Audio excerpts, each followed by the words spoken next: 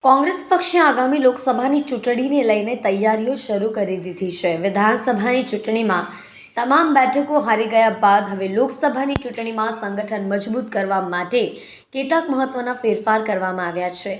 સુરત શહેર માટે નવા પ્રમુખ તરીકે ધનસુખ રાજપૂતને નિમણૂક કરવામાં આવી છે, તેમજ અન્ય 2 કાર્યકારી પ્રમુખ તરીકેની પણ નિમણૂક થઈ છે। ઉત્તર ભારતીય સમાજમાંથી આવતા ધનસુખ રાજપૂત કોંગ્રેસના વરિષ્ઠ નેતાઓ પૈકી નાયક છે।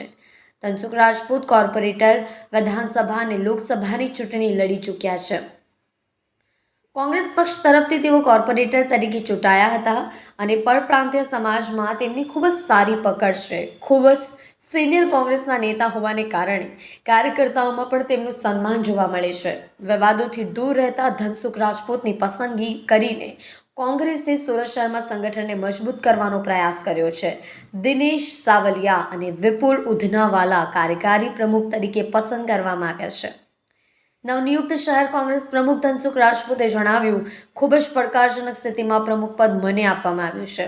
કોંગ્રેસ માટે આ જે સમય છે તે ખૂબ જ સંઘર્ષમય છે। આગામી લોકસભાની ચૂંટણી પણ આવી જ રહી છે, ત્યારે અમે બૂથ લેવલ સુધી સંગઠન મજબૂત કરવાનો પ્રયાસ કરીશું।